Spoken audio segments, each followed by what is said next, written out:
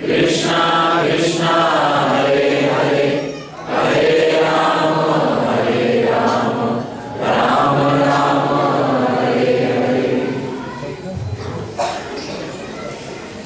श्रीमद् भगवद गीता यथारूप अध्याय 3। अर्जुन उवाच जायसी चेत् कर्मणस्ते मता बुद्धिर्जनार्दन तत्किं कर्मणि घोरे मां नियोजयसि केशव। ज्ञानिश्रेणेव वाक्येन बुद्धिं मोहयसीव मे तदेकं वद निश्चित्य येन श्रेयोऽहमाप्नुयाम्। श्रीभगवानुवाच लोकेऽस्मिन् विविधा निष्ठा पुरा प्रोक्ता मया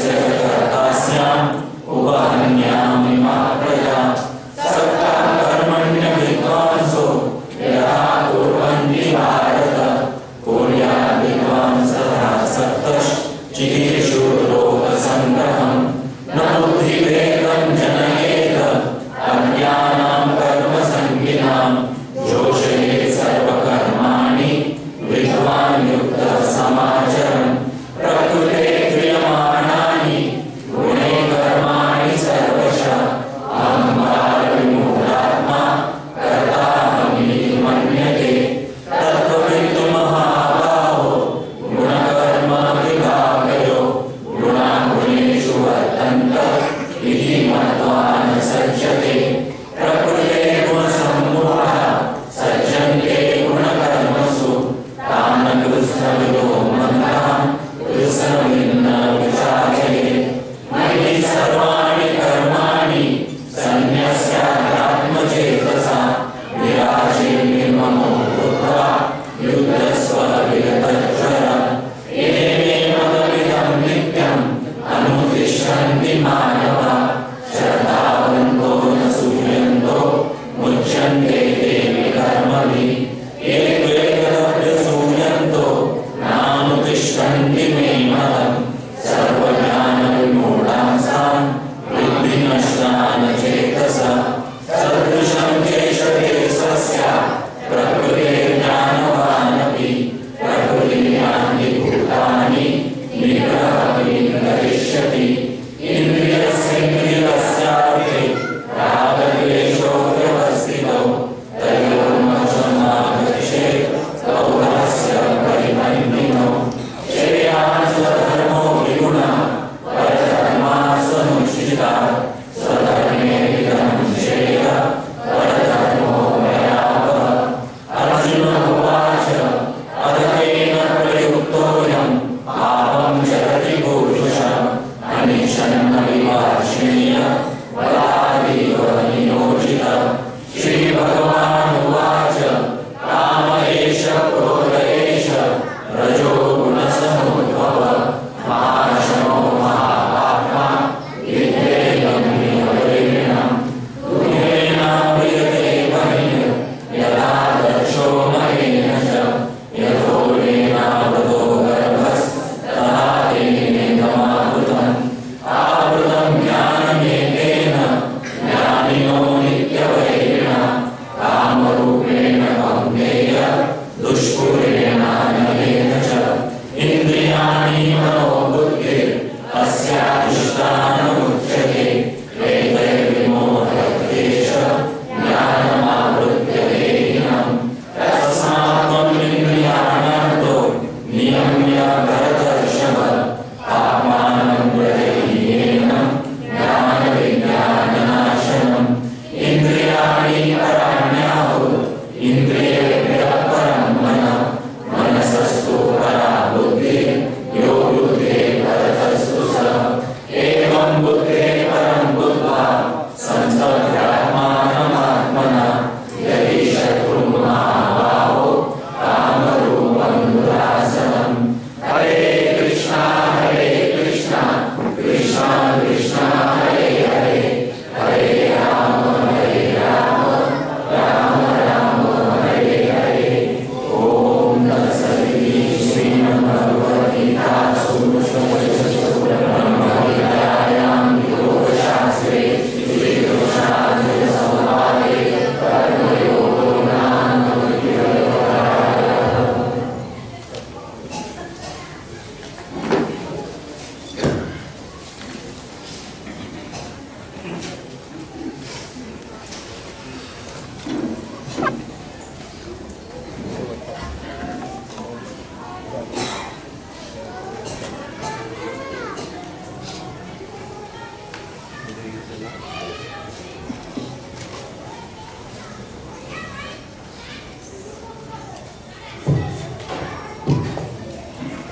हरे कृष्णा। भक्तों का स्वागत है आज के गीतामृत कार्यक्रम में। सभी अपने सेल फोन साइलेंट कर दीजिए इसी वक्त। तो का हमारा तीसरे अध्याय का अंतिम निर्णायक गीतामृत का सेशन रहेगा। तीसरे अध्याय ये अध्याय जो हमने प्रारंभ किया मेरे ख्याल कुछ 1.5 साल पहले, और कितने श्लोक अध्याय के 43।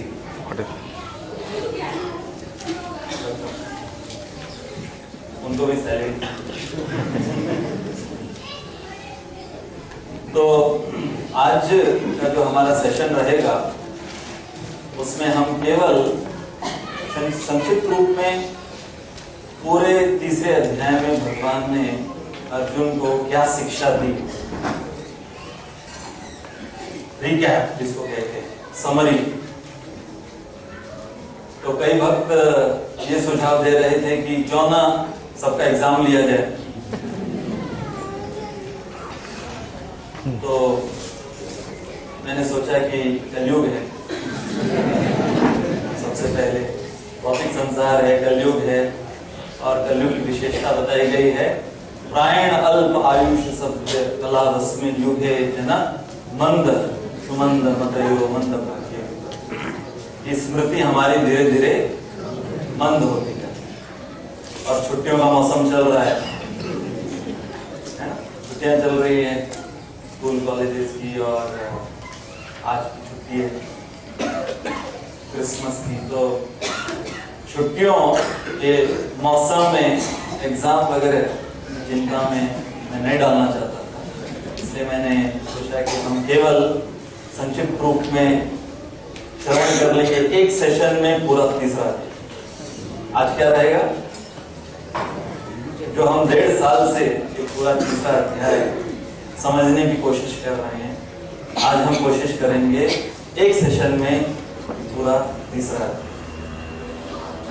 तो प्रथम अध्याय में भगवान ने अर्जुन का विषाद देखा, इसलिए प्रथम अध्याय का शीर्षक है अर्जुन विषाद योग। और अर्जुन ने अपने सगे संबंधियों को अपने सामने खड़ा पाया, उनको देखकर अर्जुन के अंदर विषाद आया, और उस विषाद के वजह से अर्जुन योग में स्थित हुए।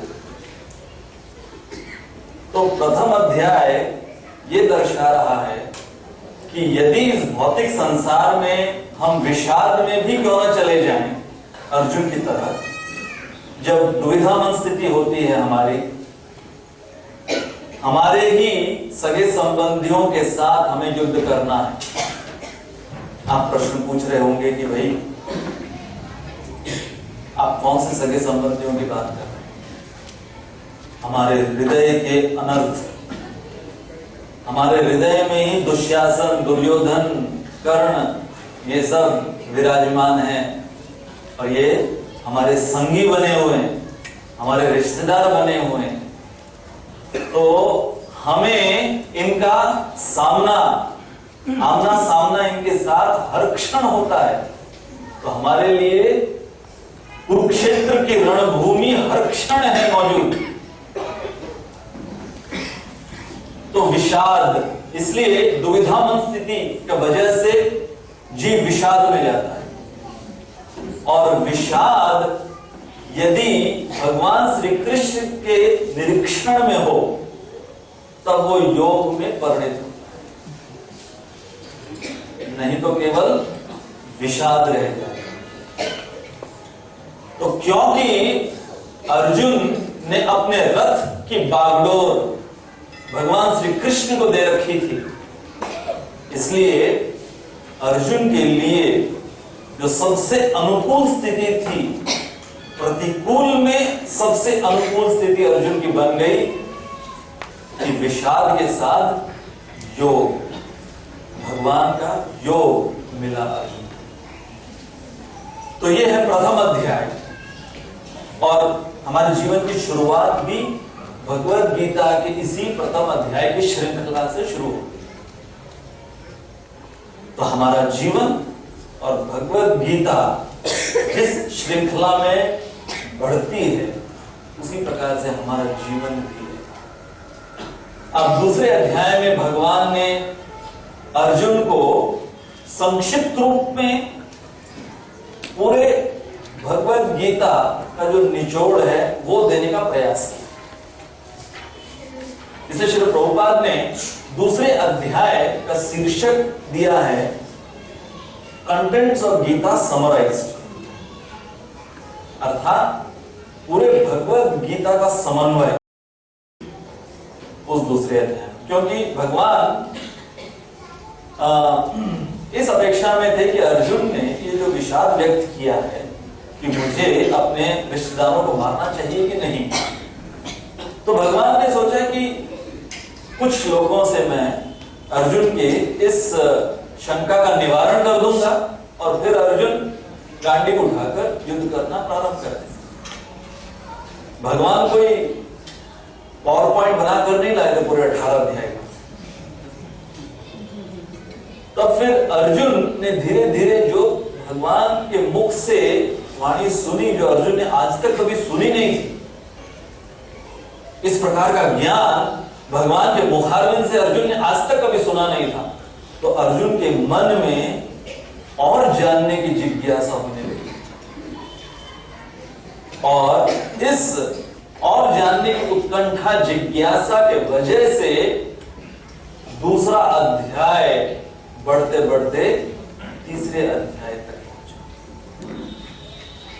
जहां पर दूसरे अध्याय में तो भगवान ने सांख्य योग का दर्शन दिया कि कैसे शरीर नहीं हम आत्मा हैं, ये तुम्हारे रिश्तेदार ये भी आत्मा है, तुम किसका वध करोगे, इनका शरीर तो मरा हुआ, हम सब का शरीर मरा हुआ है, केवल आत्मा अजर अमर है। तो ये सब सुनने के पश्चात अर्जुन के मन में विरक्ति आ गई,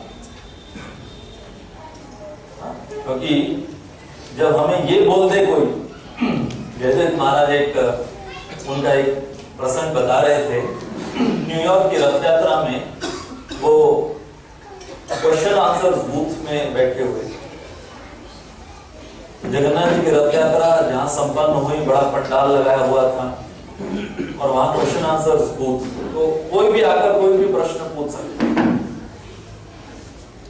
तो जयदेव महाराज कुछ वहां के अमेरिकी युवकों के साथ बैठकर चर्चा कर रहे थे माइक्रोफोन। तो दो बहुत ही मोटी महिलाएं प्रवेश की उस क्वेश्चन आंसर बूथ में, और वो अमेरिका की बहुत मोटी, इतनी मोटी थी कि दो आंखों में भी वो कैमरा में फिट नहीं हो सकते।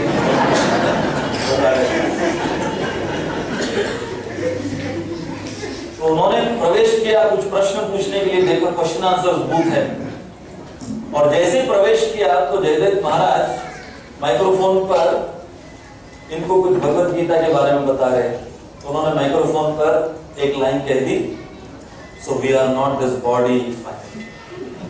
तो जैसे इन दो मोटी महिलाओं ने ये लाइन सुनी, उन्होंने एक दूसरे की तरफ देखा और कहा, व्हाट अ रिलीफ। और ये सच बात कि जितनी जद्दोजहद हम कर रहे हैं इस भौतिक संसार में, चाहे कोई मोटा हो, चाहे कोई पतला हो, चाहे कोई बीच का, सब लगे हुए हैं क्योंकि अपने आप को हम ये शरीर मानते हैं। और जब तक हम अपने आप को ये शरीर मानते रहेंगे, तब तक ये शरीर से संबंधित जितनी परेशानियां, जितनी कठिनाइयां हैं, वो जुड़ी रहेंगी। चाहे हमारे पास कितनी भी संपत्ति धन दौलत आ जाए, कितने भी बड़े डॉक्टर के पास हम चले जाएं, या सुख शांति हर प्रकार से हम उसका प्रयोजन कर रखें, परंतु ये शरीर बाय डिफॉल्ट बनाया हुआ है इस प्रकार से कि ये कहीं ना कहीं हमको परेशानी कठिनाई देता रहेगा, हर क्षण पैदा होने से मरते दम तक, और उसके बाद फिर से जन्म, फिर से मरते दम। तो ये जो अर्जुन ने सुना कि मैं शरीर ही नहीं हूं, तो शरीर युद्ध जीतने वाला अर्जुन को लग रहा कि मेरा शरीर युद्ध जीतेगा, इनके शरीर युद्ध हारेंगे, मेरा शरीर युद्ध जीत के हस्तिनापुर के राजगद्दी पर बैठेगा। और यहां पर भगवान ने जड़ से उखाड़कर फेंक दी कि तुम शरीर ही नहीं। तो फिर अर्जुन, स्वाभाविक अर्जुन का प्रश्न या किसी का भी प्रश्न हो सकता है कि यदि मैं शरीर ही नहीं हूं तो फिर जो भी मैं कुछ कर रहा हूं किस लिए, क्यों करूं, किसके लिए करूं? तो अर्जुन का प्रश्न स्वाभाविक था और अर्जुन ने फिर उस प्रश्न को लेते हुए भगवान से और ज्ञान प्राप्त करने की चेष्टा की। और तब शुरुआत तीसरे अध्याय कर्म योग, कि शरीर से आप कर्म कर रहे हो। तो विषाद से अर्जुन भगवान से जुड़े। भगवान से जो भी जुड़ता है किसी न किसी प्रकार से, जैसे कहते हैं ये न के न प्रकार है, यदि भगवान से कोई जुड़ जाए तो उसको योग कहते हैं।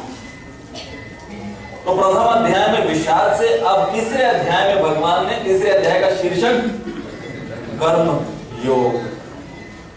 तो विषाद से अर्जुन जुड़े इसलिए विषाद योग। भगवान इस अध्याय में अर्जुन को बताए हैं कि कर्मों के द्वारा कैसे तुम मुझसे जुड़ो। और अर्जुन के लिए कौन से कर्म? फिलहाल गांडी उठाओ युद्ध करो, फिलहाल अर्जुन का वो कर, वो सोच। तो इसलिए ये बहुत सरल है समझना। ये मैं प्रथम अध्याय, दूसरा अध्याय और तीसरा अध्याय इसका कनेक्शन आपको मैं बता रहा हूं। तो इसका जो शीर्षक है वह सरल है समझना कि भगवान ये अर्जुन को सुनाना चाह रहे हैं। इसलिए इस अध्याय का शीर्षक है कर्म योग। तो अब हम पहले पूरे अध्याय का विभाजन कर कर समझेंगे कि जो 43 श्लोक, इस पूरे अध्याय के कितने श्लोक? 43 श्लोक। तो उनका विभाजन हम करेंगे और उनको हमने एक हेडिंग दिया है ताकि हमको याद रहे कि हाँ ये श्लोक संख्या से ये श्लोक संख्या क्या टॉपिक, ये श्लोक संख्या से ये श्लोक संख्या क्या टॉपिक। तो 3.1, 3.2 ये दो श्लोक यदि आपको याद है तो प्रश्न चिन्ह लगाया हुआ है, क्वेश्चन मार्क दिख रहा है आपको? क्यों? क्योंकि अर्जुन ने इन दो श्लोकों में प्रश्न पूछा। अर्जुन ने इन दो श्लोकों में प्रश्न पूछा कि भगवान आप वैराग्य के बारे में मुझे बताए दूसरे अध्याय में कि शरीर नहीं हम आत्मा है, तो फिर वैराग्य हो गया ना। पूरे शरीर से विरक्ति आपने दिला दी, पूरे शरीर से विरक्ति ले जाने के पश्चात फिर आप मेरी ओर इस आशा से क्यों देख रहे हो कि मैं अब कर्म करूं? कर्म तो शरीर करता है। तो अर्जुन का प्रश्न रेनंसिएशन और वर्क, ठीक बताओ, मैं कंफ्यूज हो रहा हूं, क्या करना है मुझे? तो इसका एलैबोरेशन इस प्रकार से है। Arjun inquires whether it is better to be situated in knowledge or to work. अब देखिए ये जो अर्जुन का प्रश्न है ये बहुत जायज प्रश्न है, क्योंकि इस प्रश्न अर्जुन बहुत बुद्धिमानी से प्रश्न पूछे कि दोनों में क्या श्रेष्ठ है या दोनों में विरोधाभास है क्या। संक्षिप्त रूप में यदि इन दो श्लोकों को हम पढ़ें तो अर्जुन ने ये भगवान से पूछा कि भगवान इनमें विरोधाभास मुझे दिखाई दे। कर्म में और वैराग्य में। जैसे अधिकांश लोग जब हमको इस कपड़ों में देखते हैं तो पूछते हैं तो आपने तो फिर अब छोड़ दिया,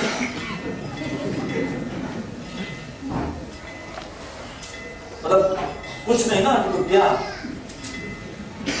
तो तुरंत जब कोई वैराग्य का लक्षण दिखाई देता है किसी को, तुरंत मन में क्या विचार आते हैं, क्या प्रश्न आते हैं? इसने तो छोड़ दिया, क्या? न घर परिवार, न बीवी बच्चे, न नौकरी, क्या है फिर? तो करते क्या आप? इनको ये चिंता नहीं करते क्या? तो अर्जुन ने ये जो प्रश्न पूछा, तो यहां पूरे तीसरे अध्याय की बुनियाद है ये 2 श्लोक। हमें ये जो सबसे पहला सेक्शन है, पहले 2 श्लोकों का सेक्शन, ये हमें किस प्रकार से समझना है कि तीसरे अध्याय की बुनियाद को यदि पूछे कि भगवान ने ये कर्मयोग सुनाना क्यों शुरू किया, नहीं पूछ लूं यदि चौथे अध्याय में, तो आपको पता होना चाहिए कि बुनियाद क्या, अर्जुन के ये प्रश्न पहले 2 श्लोकों। फिर 3.3 से 3.9 भगवान ने अब उत्तर प्रारंभ किया, और उत्तर में भगवान ने निष्काम कर्म योग, ये नया टर्म यूज किया अर्जुन के साथ। अर्जुन ने दूसरे अध्याय में केवल सांख्य योग सुना था। सांख्य योग का अर्थ क्या है कि एकदम विश्लेषण कर गणना कर ये समझ लेना कि भौतिक संसार और मैं, जड़ और चेतन अलग। अब यहां पर भगवान ने एक नया कॉन्सेप्ट सुना है, निष्काम कर्म योग। कर्म करो, योग में स्थित होकर कर्म करो, बिना कामना के, निष्काम होकर कर्म करो। तो ये जो भगवान का प्रस्ताव काफी एक रेवोल्यूशनरी प्रस्ताव है। लॉर्ड कृष्णा recommends निष्काम कर्म योग by offering the fruits of one's work to Lord Krishna. It allows the soul to be purified through detached activities. भगवान ने इस प्रस्ताव के साथ अर्जुन को यह समझाया कि अर्जुन, तुम ये मत समझो कि कर्म करने से तुम प्रदूषित हो जाओ।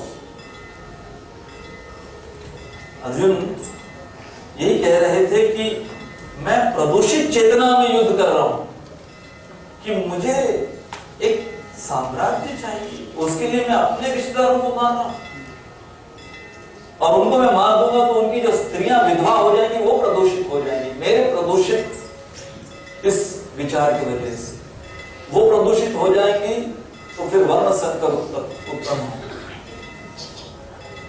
यहां पर भगवान कह रहे हैं कि एक ऐसा मार्ग है जहां पर तुम कर्म करते हुए भी शुद्ध रहोगे।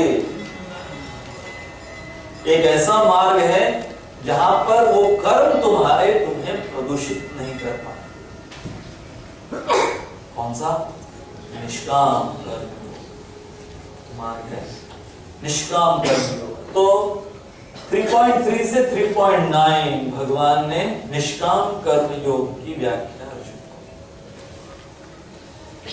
अगला सेक्शन 3.10 to 3.16 भगवान ने सोचा कि हो सकता है कि कई ऐसे हों, विशेष रूप से कलयुग में, द्वापर युग में भगवान हमारे बारे में सोच रहे कि कई ऐसे होंगे जो निष्काम कर्म योग नहीं कर पाएंगे, उनके लिए निष्काम कर्म योग बहुत मुश्किल होगा। तो भगवान ने थोड़ा और कृपा करते हुए भगवान ने कह दिया कि यदि कोई कर्मकांड नहीं कर रहा है, कर्मकांड का अर्थ क्या है कि कामना के साथ किया हुआ कर्म, सकाम कर्म। पिछले सेक्शन में भगवान ने निष्काम कर्म के विषय में कहा। जैसे कई बार होता है ना, एक डॉक्टर के पास कोई मरीज जाता है, स्पेशली आयुर्वेदिक डॉक्टर जो होते हैं, तुरंत बहुत कठिन पथ्य लिख कर देते, ये नहीं खाना, वो नहीं खाना, यहाँ है ना, इतनी जल्दी उठना, इतनी जल्दी सोना। तो यदि वो डॉक्टर बहुत स्ट्रिक्ट है, उसने सब लिख दिया ये सब नहीं करना, और पेशेंट एकदम ऐसे देख रहा है कि डॉक्टर आप सेकंड विजिट में नहीं हो, तो डॉक्टर भी सोचता है कि भाई यहाँ नहीं वाला है, ठीक है। तो डॉक्टर बोलता है ठीक है ये इतना चले, इतना सही लेना, ज्यादा नहीं। लेकिन डॉक्टर ये भी नहीं फॉलो हो सकता, अच्छा ये भी नहीं फॉलो हो सकता, तो फिर डॉक्टर को उसका दूसरा ऑल्टरनेटिव दे। तो यहां पर भगवान भी हमारी स्थिति को देखते हुए थोड़ा ब्रॉड हार्टेड बना, ब्रॉड, कि ठीक है यदि निष्काम कर्मयोग बहुत ज्यादा इंटेंस हो गया तो कर्मकांड से, तो भगवान ने 3.10 से 3.16 कर्मकांड टू कर्मयोग कैसे पहुंचता है।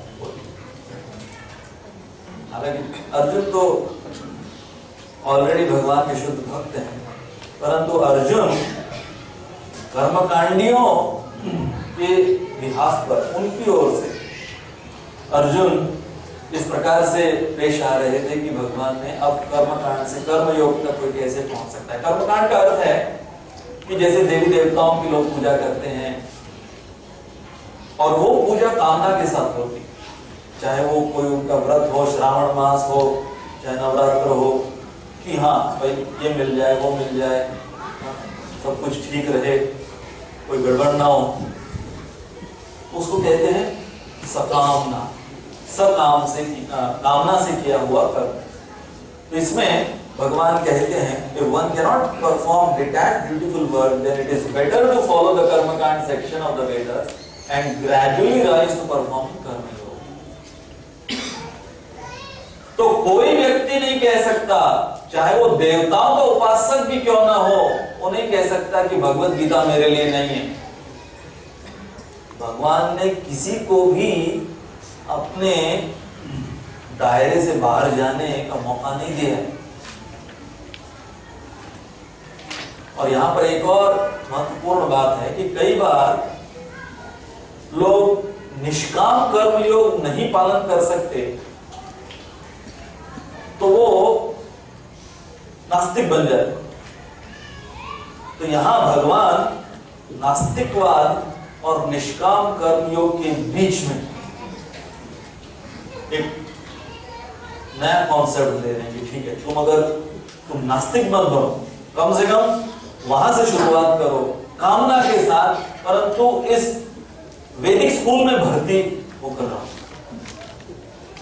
यहां से बहिष्कृत मत हो जाओ, स्कूल से सस्पेंड मत हो जाओ।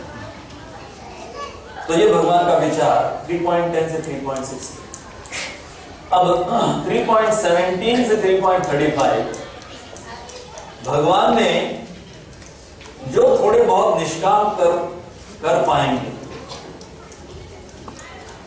उनका इफेक्ट क्या होगा सोसाइटी में, क्योंकि अर्जुन यहां पर कौन है? अर्जुन एक श्रेष्ठ है, श्रेष्ठ, उसकी व्याख्या हमने की थी। ये सब हम संक्षिप्त रूप में फिर से, जैसे क्रिकेट के हाइलाइट्स होते हैं ना, तो हमारे पूरे तीसरे अध्याय के कुछ स्निपेट्स, हाइलाइट्स दिखाएंगे आप, तो थोड़ा थोड़ा याद आएगा, हाँ ये श्लोक ये। तो यहां पर अर्जुन एक श्रेष्ठ है, तो भगवान ने अर्जुन को श्रेष्ठ कहते हुए ये कहा कि अर्जुन यदि तुम निष्काम कर्म योगी बन जाओगे तो जो तुम्हारा पालन करेंगे वो धीरे धीरे निष्काम कर्म योगी बनेंगे। भगवान अर्जुन के द्वारा जो श्रेष्ठ हैं उनको आह्वान कर रहे हैं कि कैसे वो निष्काम कर्म योगी बने, ताकि जन साधारण भी धीरे धीरे कर्मकांडी विचार से निष्काम कर्म हो। तो ये सेक्शन में भगवान ने कहा beautifully acting without attachment sets the correct example for others who being less advanced need the proper example of following prescribed शास्त्रीय कि हम सबको कोई ना कोई श्रेष्ठ चाहिए जिसका हम आदर्श सामने रखते हुए पालन करें। तो भगवान यहाँ पर अर्जुन कह रहे हैं कि तुम आदर्श स्थापित करो, ये युद्ध कर कर, परंतु कैसे युद्ध कर कर? निष्काम भाव से एक आदर्श स्थापित और अर्जुन। और फिर अंतिम जो सेक्शन इस तीसरे अध्याय का, beware of lust and anger. तो ये प्रश्न अचानक उठ रहा होगा कि भगवान अर्जुन ने जो प्रश्न पूछा, उस प्रश्न के जवाब में भगवान ने निष्काम कर्मियों के विषय में बताया तो समझ गए, फिर भगवान कर्मकांड के विषय में बताए वो भी समझ गए, फिर भगवान ने कहा कि निष्काम कर्म योगी जो होते हैं उनका इफेक्ट क्या होता है समाज में, ये भी समझ गए। ये अचानक भगवान कामदास ने आपको बीच में क्यों लिया?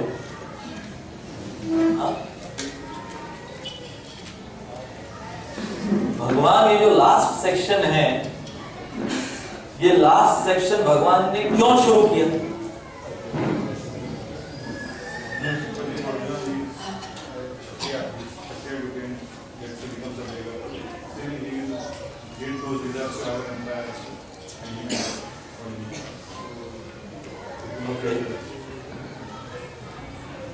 और कोई याद आ रहा है?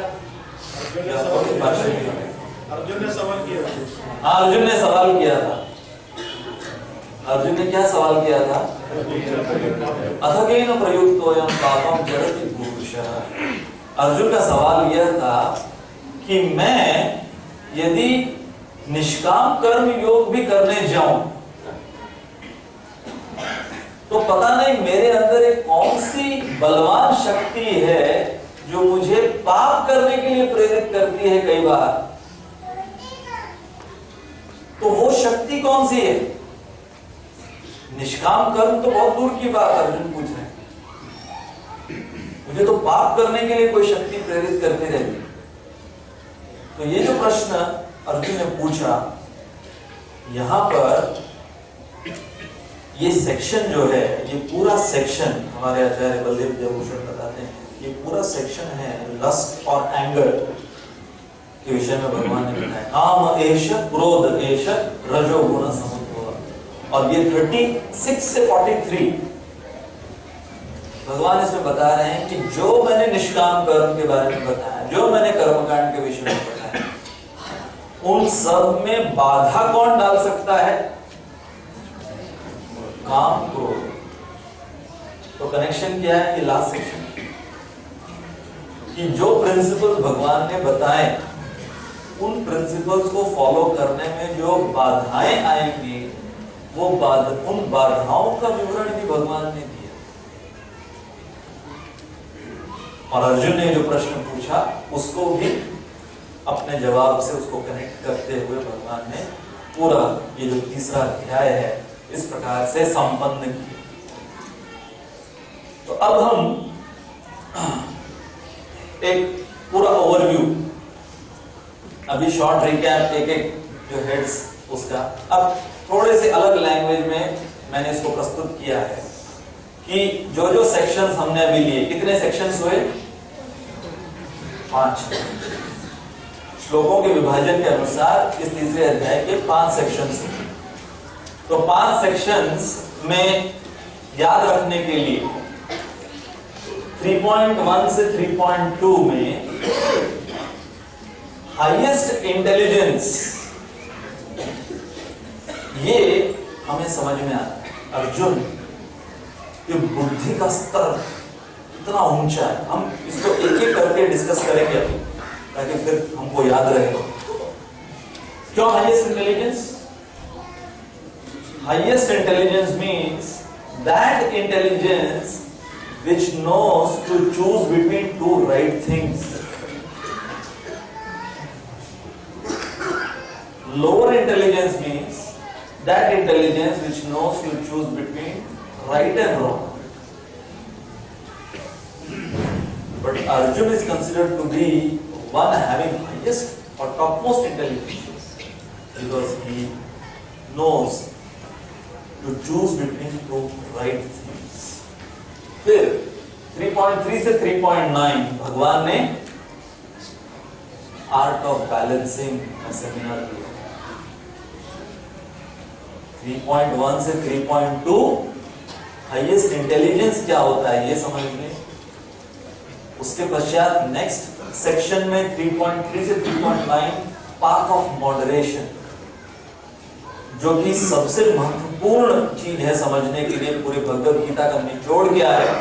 Art of balancing. ये 3.10 to 3.16 broad heartedness of Krishna, कर्मकांड से कर्मयोग ध्यान में रखो। तो उसमें भगवान की उदारता दिखाई दे रही है। 3.17 to 3.35 प्रिंसिपल्स ऑफ लीडरशिप। देखो एक अध्याय में भगवान ने क्या क्या एकदम हॉट टॉपिक्स डिस्कस किए हैं। ये हॉटेस्ट टॉपिक आने वाला lust anger. 3.36 3.43 obstacles coming in the way while following the above principles. तो अभी एक स्लाइड में पूरा ओवरव्यू है थर्ड चैप्टर का। आप लोगों को प्रश्न उठ रहा होगा कि ये 1.5 साल तक फिर क्यों ऐसे कर करके अपना 18 दिन में हो जाएगा।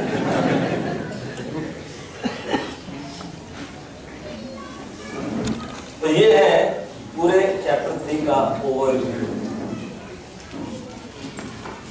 अब हम एक एक सेक्शन में जाकर मुख्य मुद्दे उसके क्या क्या हमने डिस्कस किए थे वो हम लेंगे, highlights of each section now. तो लेवल्स ऑफ इंटेलिजेंस वर्सेस 3.1 3.2, इसके अंदर अर्जुन के इंटेलिजेंस का लेवल समझा। कैसे समझ में आता है किसी के भी इंटेलिजेंस का लेवल? उसके प्रश्नों से, कि वो कौन से लेवल के प्रश्न पूछता है उससे समझ में आता है। जैसे कि आजकल के शिक्षा प्रणाली में भी आप देखो कि जब वो व्यक्ति अपने क्लासेस में स्टैंडर्ड्स में बढ़ते जाता है तो उसका क्वेश्चन पेपर कैसे समझ में आता है? क्वेश्चन पेपर से आप बता दो कि कौन से क्लास का क्वेश्चन पेपर है ना। मैथमेटिक्स 1+1 कौन में आ जाएगा? कौन सी क्लास का क्वेश्चन पेपर होगा? So intelligence is ascertained depending on the kind of questions people ask. तो हमने एक एक्सरसाइज इस IQ टेस्ट लिया था इसके संदर्भ में, और हमने ये प्रश्न पूछा, can you touch the ceiling? यदि ये प्रश्न मैं आप लोगों को पूछूं, can you touch this ceiling, क्या करोगे? Yes. But an intelligent person will ask the question first, why? Before saying yes, he will ask, है ना? है कि नहीं? पूछोगे कि नहीं पूछोगे? सीधा पूछना शुरू कर दो।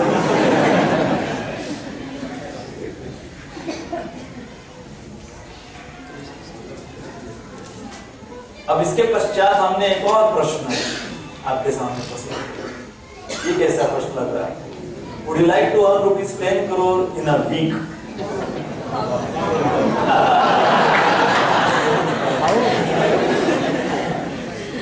ये था ट्रैप।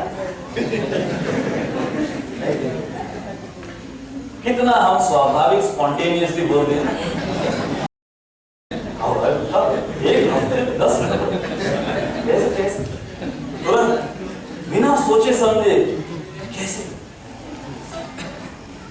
कभी किसी को आपने देखा सुना जो स्पॉन्टेनियसली ये प्रश्न पूछा क्यों? एक हफ्ते में 10 करोड़ क्यों? अगर कोई ये प्रश्न पूछ ले तो आप बोलोगे पागल है।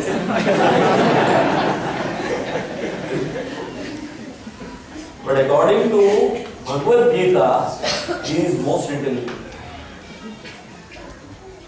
He is asking the question, why do I need 10 crore? So, materialistic viewpoint is always how, and spiritual viewpoint is first asking the question, why? Knowing the reason and then act. मतलब इसमें जैसे कि अगर मैं आपको एक देसी example दूं, अब मदारी का खेल देखा होगा, तो मदारी के खेल में डबल बजाते होता है, जमोरे कूद के दिखा, जमोरे कूद के दिखा। जमोरा कौन है? जमोरे कूद के दिखा, और जमोरा कूदता है ना वहां वो रिंग के अंदर से, कभी वो लकड़ी के ऊपर से, ये वो कभी नहीं पूछता।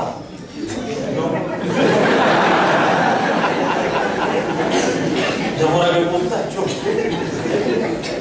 ऐसे आप तो तो हम लोग सब वो उसके इर्द गिर्द खड़े होके देखते हैं कि कैसे देखो जमोरा कैसे कूद रहा है।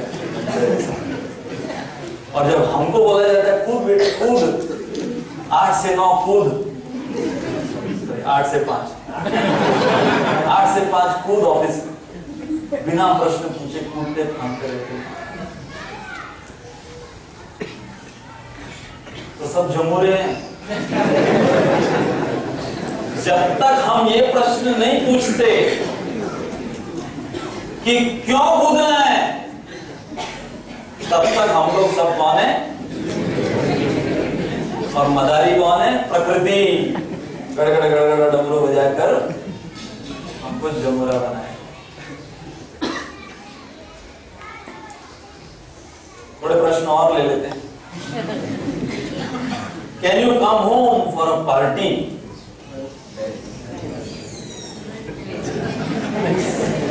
क्या प्रश्न रहता है? बताना है। अब ये प्रश्न देखिए,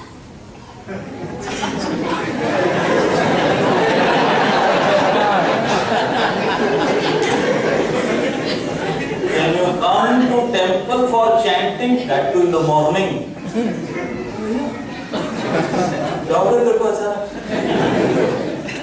चैंटिंग मंदिर में सुबह? तो हम वाई पूछते हैं, ये प्रश्न भी पूछते हैं हम वाई, लेकिन ऐसे टॉपिक्स में हम पूछते हैं। तो आजकल आप देखो कि कलयुग में क्यों बताया गया प्रायण अल्प आयुष्य सब कुछ मंद है, स्मृति बुद्धि, यहां तक कि जो प्रश्न, मैं हाल ही में दिल्ली में था, तो दिल्ली में एक प्रोग्राम मैंने किया, तो वहां पर उन्होंने मुझे टॉपिक दिया था भगवद गीता में जो शरणागति के बारे में बताया, उस पर आप करिए। तो शरणागति पे मैं लेक्चर दे रहा था और पूरा इंटेंस लेक्चर था शरणागति के ऊपर। पूरे ऐसे शरणागति टॉपिक के इंटेंस लेक्चर के बाद एक व्यक्ति आके मुझे प्रश्न पूछता है। आप देखो, यहां से समझ में आता है कि आजकल लेवल क्या है श्रोताओं। प्रश्न पूछता है, प्रभु जी मेरे बहुत सालों से क्वेश्चन था, पूछना। बहुत सालों से तो बहुत इंपॉर्टेंट क्वेश्चन होता है, बहुत सालों से क्वेश्चन पूछो। अगर भगवान गीता भीम को सुनाते थे।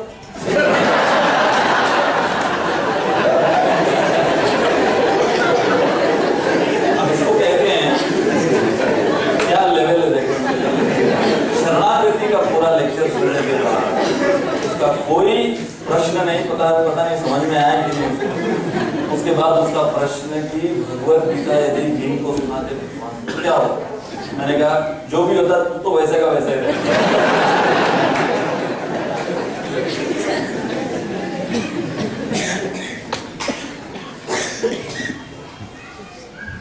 तो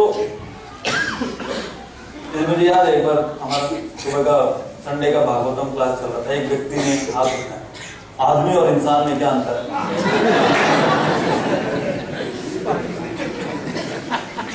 आदमी और इंसान में क्या अंतर है। तो मुझे एक बार एक क्लास में टीचर ने प्रश्न पूछा, if the ships are sinking in the Pacific ocean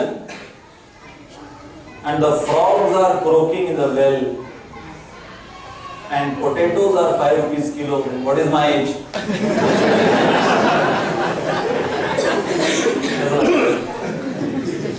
Ships are sinking in Pacific Ocean, frogs are croaking in the well, potatoes are 5 rupees kilo, what is my age?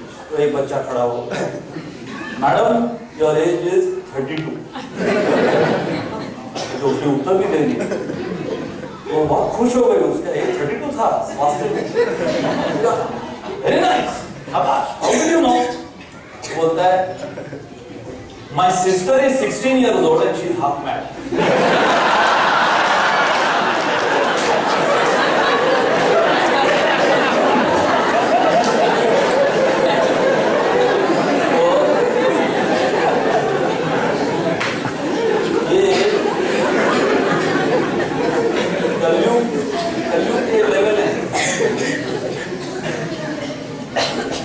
पता लगा आपने किसी को पूरा 18 अध्याय सुना दिया और पूरा 18 अध्याय सुनने के बाद तो यही प्रश्न पूछेगा कि भगवान ने गीता रावण को क्यों नहीं सुनाई। तो यहां पर अर्जुन का जो प्रश्न कि वैराग्य या ये युद्ध, यहां से समझ में आता है कि भगवत गीता का लेवल क्या है। हमको जो स्क्रिप्चर मिला है, इस स्क्रिप्चर किन दो इंटेलिजेंट बीइंग्स के बीच का वार्तालाप, ये समझ में आना चाहिए। जो वैदिक धर्म है, वैदिक धर्म के अंदर भगवत गीता की शुरुआत होती है एक ऐसी संस्कृति से जहां पर हम इसको हम कह सकते हैं कि the most refined level of human existence. तो इसलिए एक होता है मॉरल डिलेमा और एक होता है एथिकल डिलेमा। मॉरल डिलेमा क्या होता है? Choosing between right and wrong, कि हाँ ये पाप है, ये पुण्य, पुण्य ये पाप, इसको कहते हैं मॉरल। परंतु जो एडवांस लेवल के लोग होते हैं उनके अंदर कौन सा डिलेमा आता है? इसको कहते हैं ethical dilemma, choosing between two right things. तो यहां पर अर्जुन का वो लेवल, इंटेलेक्ट का वो लेवल अर्जुन का, अर्जुन यहां पर वैराग्य और उनके स्वधर्म के बीच का भी प्रश्न पूछता है।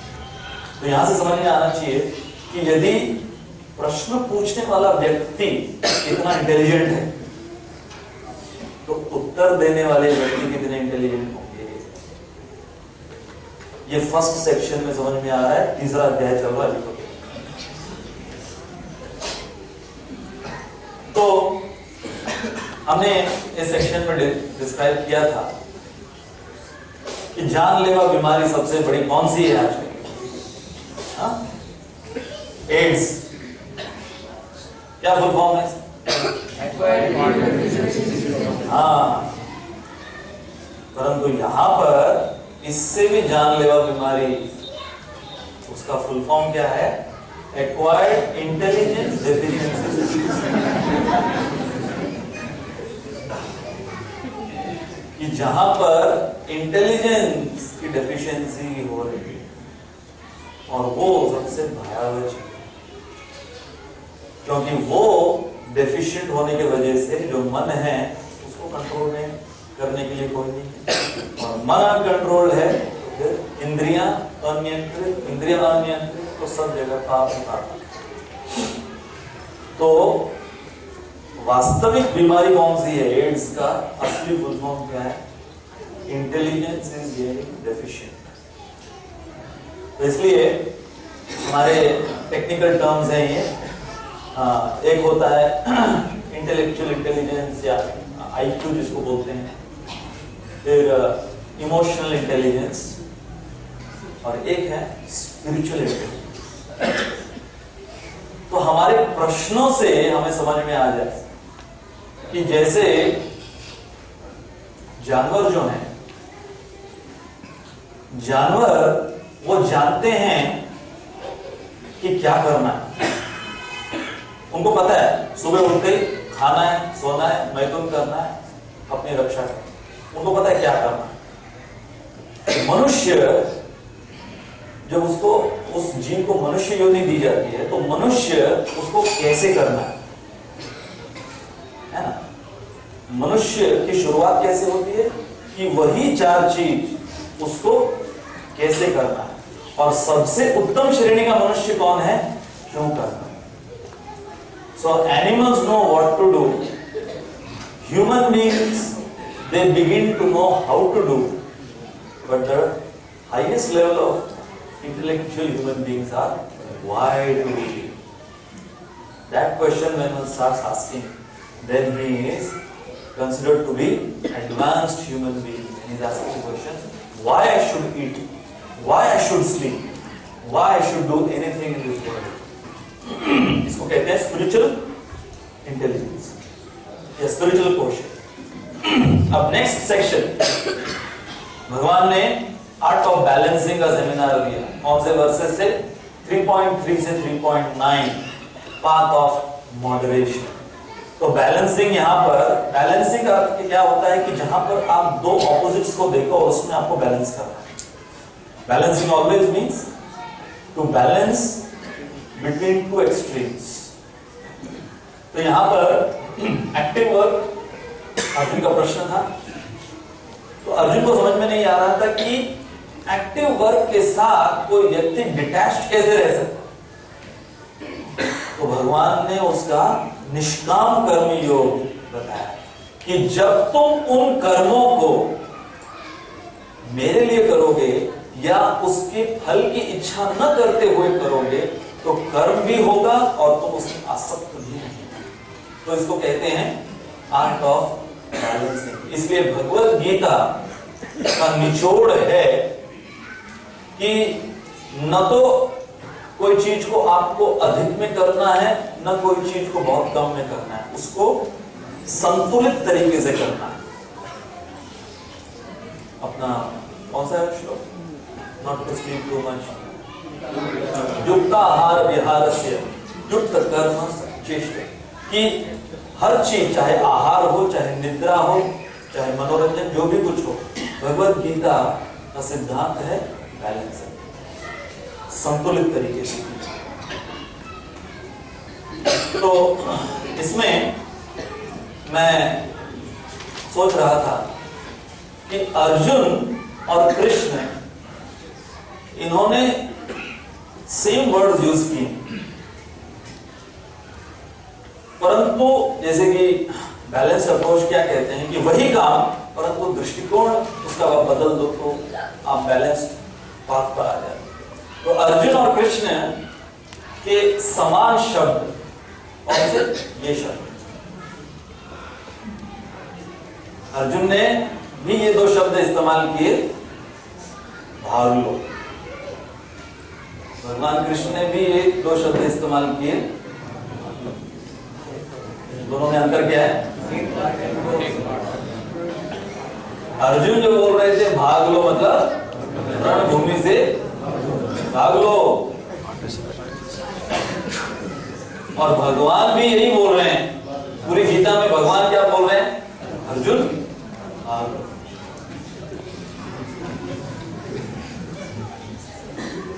एक्सप्लेन करते हैं तो समझ में आता, नहीं तो हम भी भगवान बोल रहे चलो भागो। तो हालांकि ये खाली शब्दों का हेर फेर होगा, परंतु सिद्धांत वही है।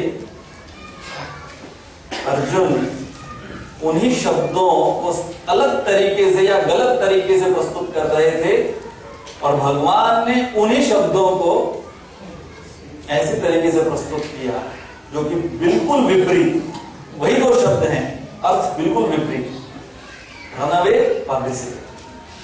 तो यही है आर्ट ऑफ बैलेंसिंग। भगवान ने जो इस श्रृंखला में, श्लोकों की श्रृंखला में जो आर्ट ऑफ बैलेंसिंग या पाथ ऑफ मॉडरेशन का अर्जुन के शब्द इस्तेमाल किए और कहा कि हाउ टू बैलेंस बोथ वैराग्य एंड वर्क। अब कृष्णा's ब्रॉड हार्टेडनेस वर्सेस 10 to 16, जहां पर भगवान ने कर्मकांड की भी थोड़ी सी छूट दे दी कि यदि कोई व्यक्ति कर्मकांड में भी स्थित है तो वहां से भी 3 गुणों से ऊपर वो व्यक्ति कैसे कर्मयोग में स्थित हो सकता है, क्योंकि धीरे धीरे उन 3 गुणों के अधीन वो जो कर्मकांड की विधि का पालन करेगा तो उसे समझ में आएगा कि इन 3 गुणों के परे है शुद्ध सत्व। तमोगुण, रजोगुण और सत्वगुण के परे है शुद्ध सत्व, और शुद्ध सत्व के स्तर पर फिर वो निष्काम कर्मयोग में स्थित होगा। तो भगवान ने इस सेक्शन में अपनी उदारता दिखाई और ये बहुत ही महत्वपूर्ण सेक्शन इस अध्याय का। मैं कहूंगा कि इस अध्याय का जो मर्म, सबसे महत्वपूर्ण सेक्शन, जैसे सैंडविच का सबसे जो स्टफिंग बीच में होता है, वैसे इस अध्याय को यदि हम सैंडविच की तुलना करें तो सबसे बीच में भगवान ने सबसे महत्वपूर्ण प्रिंसिपल्स अर्जुन को दिए, प्रिंसिपल्स ऑफ लीडरशिप। तो भगवान ने इस सेक्शन में अर्जुन को भारत नाम से पुकारा है। तो इसका मैं कनेक्शन ढूंढ रहा था, बहुत से हमारे अलग अलग टीकाकार उन्होंने टीका दी है इसके ऊपर। तो एक रिसेंट सर्वे हुआ है अलग अलग जो कंट्रीज हैं उनके संदर्भ में। तो जो अलग अलग कंट्रीज के लोग हैं वो किसके लिए बनाए गए हैं, ये उनका रिसर्च फाइनलाइज हुआ। तो जापानीज के विषय में उनका सर्वे निकला, Japanese people are good at team work, Americans are good at marketing skills. वो कुछ भी बेच सकते, उनके अंदर वो marketing skills. Britishers they are good at mannerisms, French they are good at romance, Germans की पंक्चुअलिटी। मैंने देखा वहां ट्रेन का टाइम अगर है 9:10 तो 9:10 आप घड़ी सेट कर सकते हो, ट्रेन उसी टाइम पे वहां पे प्लेटफॉर्म पे। कई बार इंडिया में होता है 9:10 पे आती है लेकिन दिन चेंज हो जाता है।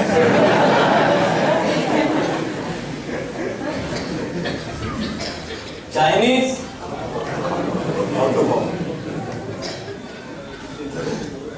जैसे एक गुजराती भाई और एक चाइनीज, उनकी दोस्ती हो गई तो हर साल मिलते थे। एक साल हुआ ऐसा कि वो जो चाइनीज था उसकी बीवी मर गई। तभी इनको समझ में नहीं आया कि कैसे सांत्वना दें, कंडोलेंस। चाइनीज है तो इन्होंने उसको कहा कि क्या करें यार, अब चाइनीज थी कितनी चलती।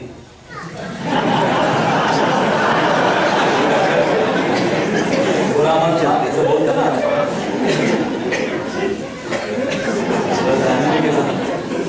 तो ऐसे भी चाइनीज थी कितनी चलती। So Chinese are famous for how to copy. और इनके सर्वे में इंडियंस के विषय में क्या, दे हैव द क्वालिटी और they should be having the quality of how to lead. हम सीना तान के अब खड़े होके बोले, इसमें हमारा कोई श्रेय नहीं है। हमको जो संस्कृति भगवान ने दी है इधर भगवद गीता के द्वारा, वो अगर हम पालन करेंगे तब जाकर that we will be people who will know how to give directions, how to lead। तो इसलिए मैं वो जो हमारे टीकाकार अलग अलग प्रकार के जो हैं भगवद गीता के ऊपर, इस सेक्शन के ऊपर, जिन्होंने कहा कि भगवान ने अर्जुन को भारत पुकारा, तो एक दृष्टिकोण से हम जो भारत देश में पैदा हुए भारतीय, तो भगवान ने प्रिंसिपल्स ऑफ लीडरशिप हमको सिखाया है सबसे पहले। तो हमने इसकी चर्चा की थी कि श्रेष्ठ और आचार्य, ये दो शब्द भगवान ने इस्तेमाल किए। तो श्रेष्ठों की परिभाषा, आचार्य की परिभाषा, और श्रेष्ठों एवं आचार्यों की जिम्मेदारी। तो श्रेष्ठों की परिभाषा क्या है शास्त्रों के अनुसार? जो आयु, ज्ञान, बुद्धि, साक्षात्कार एवं उत्तरदायित्व में अन्यों से श्रेष्ठ हो, वो है श्रेष्ठ। इसमें आयु, ज्ञान, बुद्धि, साक्षात्कार, उत्तरदायित्व। केवल जो एक बल्ला उठाकर बॉल मार दे या कोई कैमरा के सामने नृत्य कर ले, कोई सेलिब्रिटी बन जाए, वो श्रेष्ठ नहीं है शास्त्रों के अनुसार। तो श्रेष्ठ की परिभाषा ये बताई गई। और आचार्य की परिभाषा जो अपने वचनों, आचरणों एवं उदाहरण से जन साधारण को सिखाए, वो है आचार्य। आचरति इति आचार्य। तो भगवान ने जब अर्जुन को श्रेष्ठ आचरण करने के लिए कहा, तो भगवान अर्जुन को लीडरशिप प्रिंसिपल सिखाते हुए क्या बताए कि अर्जुन, तुम्हें न केवल श्रेष्ठ बनना है बल्कि तुम्हें आचार्य बनना है। और यहां पर श्रेष्ठ का अनुवाद किया गया है जिसको कोई पद मिला है, परंतु आचार्य कौन है? जो उस पद पर अपने आचरणों से उस पद की श्रेष्ठता सिद्ध करता है, वो है आचार्य। तो मुझे किसी ने प्रश्न पूछा था कि किसके चरण स्पर्श करने चाहिए, तो उत्तर में हमने कहा कि चरण उनके स्पर्श करने चाहिए जो अपने आचरणों से अपने आप को सिद्ध करते, जो अपने आचरणों से अपने वास्तविक स्थिति को सिद्ध करते हैं, उनके चरण छूने चाहिए। तो ये एक स्लाइड हमने यूज किया था कि आचार्य का अर्थ है मनस्येकम वचस्येकम कर्मण्येकम महात्मना, मनस्न्यत वचस्न्यत कर्मण्यत दूरा। महात्मा कौन है? जिसके वचन, जिसके विचार और जिसके कर्म वो एक समान है। वही बोलता है जो सोचता है और वही करता है जो बोलता है। Practice what you preach. तो प्रिंसिपल्स ऑफ लीडरशिप में हमने ये महत्वपूर्ण श्लोक लिया था कि शास्त्रों के अनुसार श्रेष्ठ कौन है। ये नहीं कि कोई इलेक्शन में जीतकर कहीं नेता बन गया वही श्रेष्ठ। हमारे शास्त्र बताते हैं कि श्रेष्ठ कौन है? गुरु न सस्यात्, स्वजनो न सस्यात्, पिता न सस्यात्, जननी न सस्यात्, दैवम न तत्स्यात्, न पतिश्च स्यात्, न मोचयेत् यः समुपेत मृत्युम्। One who cannot deliver his dependents from the path of repeated birth and death should never become spiritual master, father, husband, mother or worshipable divinity। बहुत ही स्ट्रॉन्ग श्लोक है श्रीमद् भागवत का, जहां पर सबको श्रेष्ठ पद दिया गया है। चाहे कोई माता पिता हो, चाहे कोई गुरु हो, चाहे कोई शिक्षक हो, चाहे कोई देवता हो, हम सब किसी न किसी श्रेणी में, किसी न किसी तरीके से किसी से श्रेष्ठ हैं। और हमारे ऊपर ये जिम्मेदारी, कौन सी जिम्मेदारी? to free the dependents from the cycle of birth and death. ये जिम्मेदारी है श्रेष्ठ की। इसलिए हमने लीडर इसका एक एक्रोनिम बनाया। ये सेक्शन में भगवान ने जो लीडरशिप के प्रिंसिपल्स बताए हैं, तो वो प्रिंसिपल्स का एक एक्रोनिम बनाया था। L stands for being loyal, E stands for being exemplary, A accommodating, B dependable, E equipoised, R stands for respect. So a leader, a true leader should have these qualities. Then, according to third chapter of Gita, he becomes a true leader. और last section में obstacles coming in the way while following the principles of detached work, verses 3.36 to 43. और obstacles कौन से? Lust and anger. तो यह काम शत्रु जो अत्यंत दुर्जय है, भगवान ने इसके विषय में बताया कि यदि कोई इस प्रकार का श्रेष्ठ है या सही आचरण करने की चेष्टा भी करता है, तो बाधाएं कौन सी आती है? इसके अनर्थों, काम क्रोध की बाधाएं। और फिर भगवान ने उसका निवारण करने के लिए कहा, conquer lust by spiritual, deliberate spiritual intelligence, सावधान आध्यात्मिक बुद्धि। और इसका भी हमने एक्रोनिम बनाया था, overcoming lust by lust. So how to overcome lust by lust? L stands for love, U stands for understanding, S for shelter, T tolerance.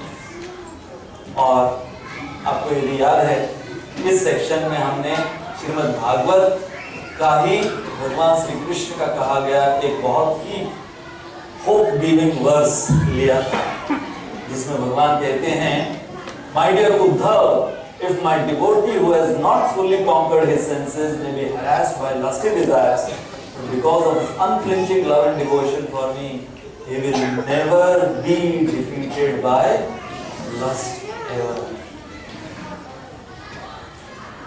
He will be troubled, but never be defeated. He will never ever be defeated. भगवान यही उद्धव गीता में सुनाए, इसी काम के विषय में भगवान उद्धव गीता में उद्धव को सुनाए। और फिर से जो हमने चर्चा की, पूरा थर्ड चैप्टर का ओवरव्यू आपके सामने है कि ये श्लोक में, ये सेक्शन में भगवान ने क्या प्रिंसिपल्स हमें सिखाए हैं। यदि आपको नोट डाउन करना है, नोट डाउन कर लीजिए, याद रखिए कि थर्ड चैप्टर हमको क्या दिया है। अब पूरे तीसरे अध्याय का एक अलग दृष्टिकोण से मैंने निचोड़ निकाला कि पूरे तीसरे अध्याय में भगवान ने 6 लेवल्स ऑफ टीचिंग्स दी, क्योंकि भगवान यहाँ पर अर्जुन और हम सब के लिए एक टीचर की भूमिका निभा रहे हैं। तो सबसे पहले लेवल विद्या, नॉलेज, विद्या के पश्चात विचार। कि जैसे कि अर्जुन के इंटेलिजेंस का लेवल हमने देखा, तो भगवान इस तीसरे अध्याय से हमको ज्ञान के द्वारा विचारशील बनाना चाह रहे हैं, क्योंकि जब ज्ञान हमको प्राप्त होता है तब हम सही विचार कर सकते हैं। So knowledge makes us thoughtful. Our thoughts will be in the right direction when there is proper knowledge. So विद्या के पश्चात विचार, विचार जब हमारे बराबर होंगे तब हमारे अंदर आएगी विवेक बुद्धि। विवेक बुद्धि का अर्थ है डिस्क्रिमिनेशन। और यहाँ पर हम कौन से लेवल पे डिस्क्रिमिनेशन की चर्चा कर रहे हैं? Ethical discrimination, to discriminate between things. After विवेक विनय, विनय का अर्थ है ह्यूमिलिटी। तो ह्यूमिलिटी साथ साथ होनी चाहिए। हम श्रेष्ठ हैं, परंतु उस श्रेष्ठ पद पर रहकर हमें हमारे हृदय में सबसे विनयशील भावना होनी चाहिए। और विमल, और वो विनयशील भावना से हमारा हृदय जो है वो मल से दूर होगा। जो मल कौन से हैं? ये काम, क्रोध, लोभ, ये सारे जो मल हैं, इससे जो छुटकारा जब हम प्राप्त करेंगे तो उसको कहेंगे विमल, और अंततः विमुक्ति। तो पूरे तीसरे अध्याय का ये अलग दृष्टिकोण से पूरा निचोड़ है, सारांश है कि भगवान ने हमें विद्या से विमुक्ति की जो सीढ़ी है, इस सीढ़ी पर लेकर गए। अब गीता महात्म्य से तीसरे अध्याय का जो को श्रवण करता है, केवल तीसरे अध्याय का श्रवण करने से क्या फलस्तुति, क्या लाभ हमें होता है। गीता महात्म्य पद्म पुराण का एक भाग है जहां पर भगवान शिव जी पार्वती को हर एक गीता के अध्याय का क्या महत्व है वो बताएं।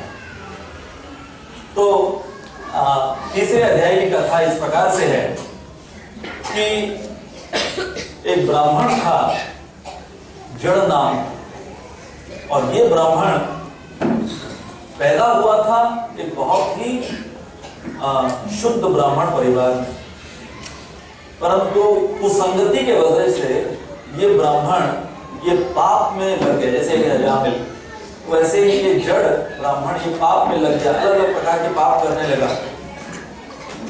और ऐसा हुआ कि एक दिन ये पाप का धन लेकर अपने घर आ रहा था, तो रास्ते में कुछ लुटेरों ने धन लूट लिया और इसको जान से मार डाला।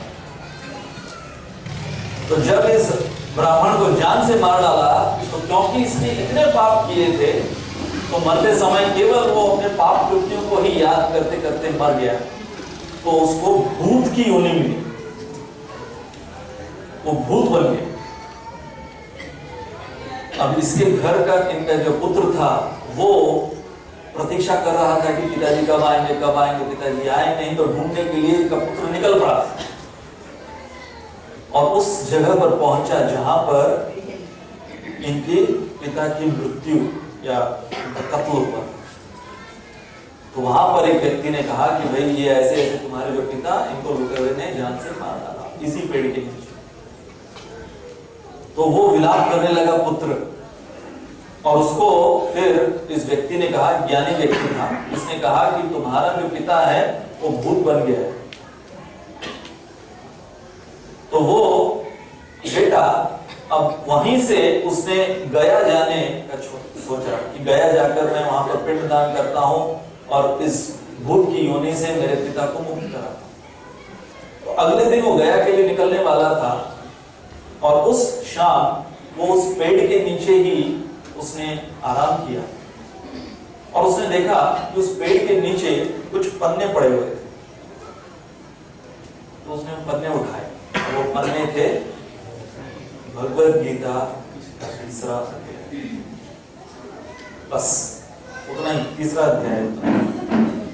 तो उसने तीसरा अध्याय पढ़ा, और उस पेड़ के ऊपर ही उसके पिता भूत बनकर बैठे हुए।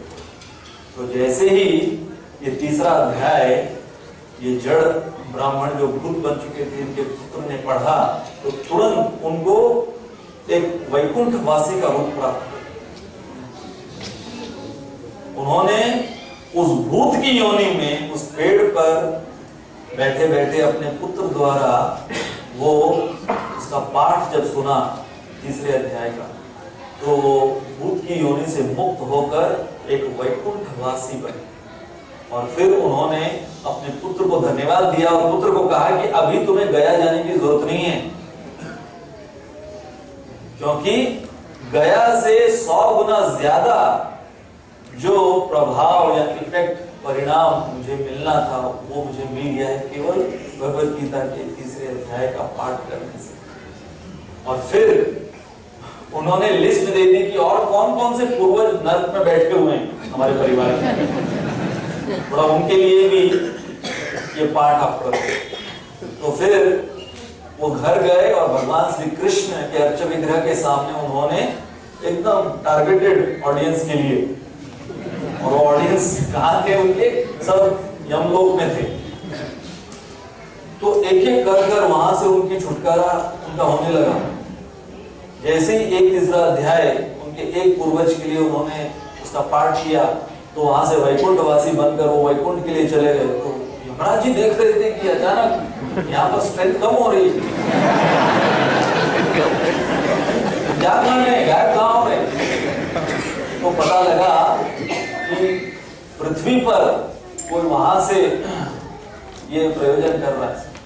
तो फिर यमराज जी इतना प्रसन्न हुए, यमराज जी श्वेतद्वीप गए और यमराज जी भगवान श्री विष्णु से मिले और उन्होंने भगवान श्री विष्णु को पूछा कि ये क्या हो रहा है, यमलोक में लोग यम यातना भुगतने के बजाय वैकुंठवासी का रूप धारण कर चतुर्भुज रूप धारण कर वो वैकुंठ जा रहे हैं वहां से। तब फिर भगवान श्री विष्णु ने यमराज जी को तीसरा अध्याय सुनाया और यमराज जी जब तीसरा अध्याय सुने तो यमराज जी इतना प्रसन्न हो गए। तो पद्म पुराण की गीता महात्म्य में ये तीसरे अध्याय का महत्व बताया गया इस जड़ ब्राह्मण की कथा से। तो अब हमें लग रहा होगा कि दो कब आ रहे हैं बाहर, आज हमारे बाहर पार्किंग लॉट में आए कि नहीं वैकुंठ में।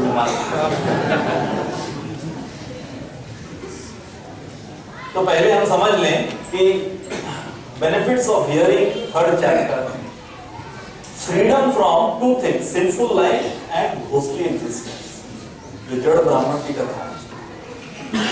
तो इस भौतिक संसार में हम सब उस जड़ ब्राह्मण की तरह अटके हुए हैं इस जड़ भूमि में। तो क्या है, पाप कृत्य जो जीवन है वो है एक्शन और घोस्टली एग्जिस्टेंस वो है रिएक्शन। घोस्टली एग्जिस्टेंस का मतलब ये नहीं कि सब भूत बनकर यहां मंडरा रहे हैं, वो हमें सिंबॉलिकली समझना, फिगरेटिवली समझना। घोस्टली एग्जिस्टेंस मतलब कि उसको इच्छा, भूत प्रेत जो होते हैं उनको इच्छा होती है भोग करने की, परंतु शरीर नहीं। पाप इतना किया, तो जो बहुत पाप करते हैं इसी जन्म में घोस्टली एग्जिस्टेंस कैसे हो जाता है कि इच्छा बहुत रहती है और इंद्रिय भोग करने की, परंतु शरीर काम नहीं करता। तो आप देखो बुढ़ापे में इच्छा बहुत है, ये कर लूं वो कर लूं, परंतु न बोल पा रहे हैं, न दांत है कुछ खा पा रहे हैं, न कुछ सुन पा रहे हैं, परंतु इच्छा अंदर उतनी प्रबल है, जवान इच्छा उतनी जवान है, परंतु शरीर अब पूरा उसकी मरम्मत भी नहीं हो सकती, ऐसा शरीर। उसको कहते हैं घोस्टली एग्जिस्टेंस। वो भूत प्रेत की होनी, भूत प्रेत मतलब इच्छा है शरीर नहीं। तो कलयुग में पाप कृत्य के वजह से घोस्टली एग्जिस्टेंस। तो चैप्टर 3 गीता महात्म्य के अनुसार क्या है, freedom from action and reaction both, पूरा झड़वा। तो प्रश्न ये है कि ये जो फलस्तुति है, जैसे कि गीता महात्म्य है, भागवत महात्म्य, तो फलस्तुति का साइंस क्या है? ये क्या है? Marketing technique. क्योंकि कलयुग में हम लोग सबसे पहले प्रोडक्ट का इंफॉर्मेशन चाहते हैं। तो मार्केटिंग टेक्निक क्या होती है? प्रोडक्ट इंफॉर्मेशन, तो जो मार्केटिंग करते हैं वो लोग क्या देते हैं हमको प्रोडक्ट के बारे में? पहले इंफॉर्मेशन, ये प्रोडक्ट ऐसा है, इसका इंफॉर्मेशन। हाँ, आप इस्तेमाल करोगे तो ये लाभ आपको होंगे, ये साबुन लगाओगे तो इतना गोरा दिखोगे, ये साबुन नहीं लगाओगे तो इतना काला दिखोगे। मार्केटिंग टेक्निक क्यों? क्योंकि हमारी चेतना क्या होती है? वो कैलकुलेटिव है, फायदा नुकसान, फायदा। तो यहां पर एक आध्यात्मिक तरीके से इन कथाओं के द्वारा हमको ये न केन प्रकारेण भगवत गीता के अध्याय पढ़ने के लिए प्रेरित किया जाए कि क्या इंफॉर्मेशन क्या है उस अध्याय का, और फिर उस अध्याय को पढ़ने का बेनिफिट्स क्या है। लेकिन किस तरीके से श्रवण करना है, ये सबसे महत्वपूर्ण स्लाइड है। ये डिसाइड करेगा कि हम वैकुंठवासी बनेंगे कि नहीं बनेंगे। तो हाँ, गीता के तीसरे अध्याय का पाठ, चलो अरे हम तो कितने वेडनेसडे पाठ किए लेक्चर से पहले, सबको जोर जोर से हम लोग पाठ करते हैं, तो कितना हमने तो पूरा कंफर्म सीट तो कर लिया अभी तक। और पूरा कोई है यहाँ पर जो पहले अध्याय से लेके 43rd श्लोक तक अटेंड किया है? जिस आपने पूरा अटेंड किया 43 श्लोक?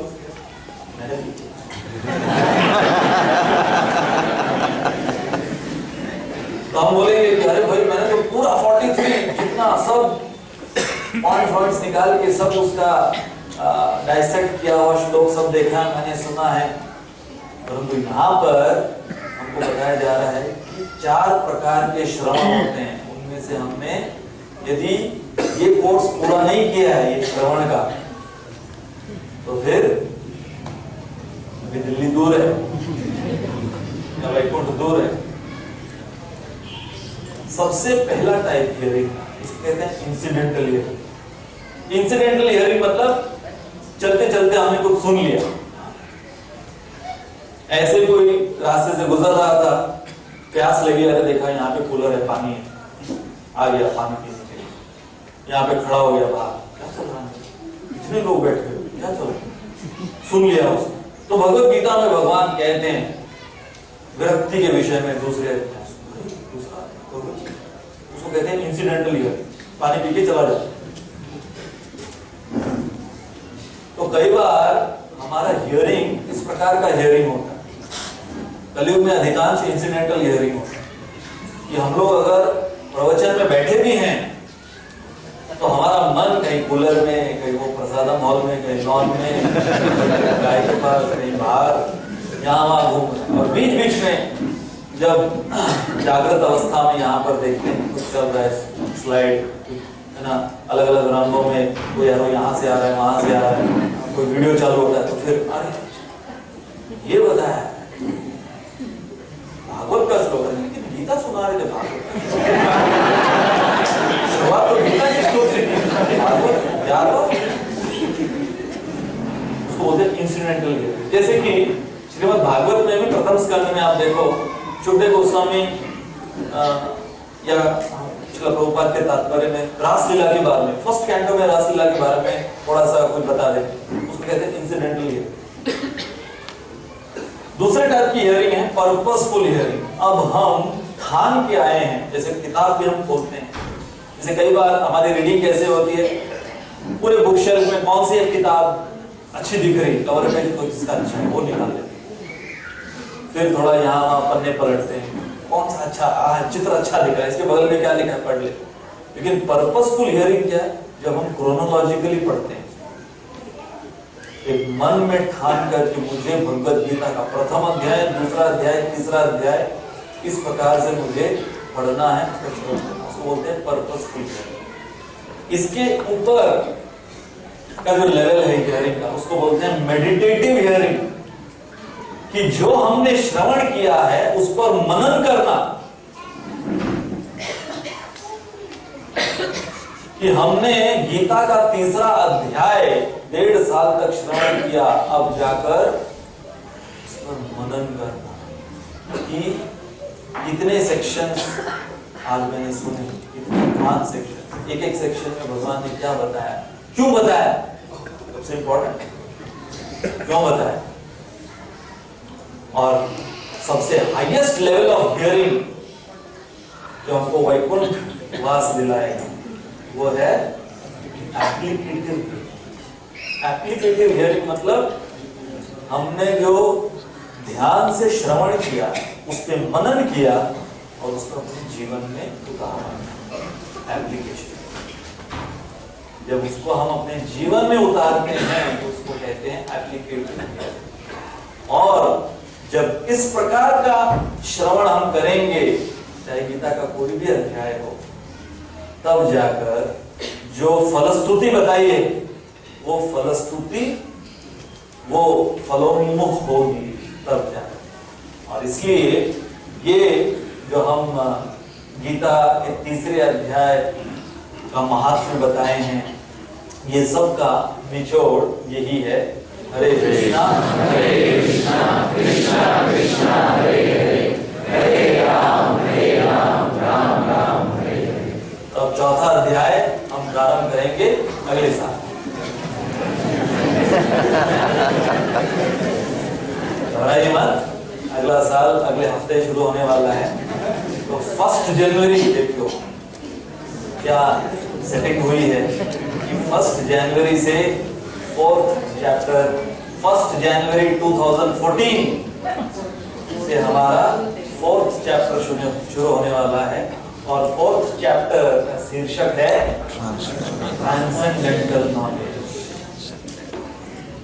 तो ये एक और महत्वपूर्ण चैप्टर है जहां पर भगवान क्या बताने वाले हैं तो सुनने के लिए आपको अगले साल 1 जनवरी बुधवार इसी समय इसी स्थान पर जल्दी उठकर 31 पता है पिछले दिन 31 होगा, लेकिन तरोताजा होकर आ जाइए, शाम का कार्यक्रम श्रील प्रभुपाद की ग्रंथ राज श्रीमद् भगवद गीता की जय, गौर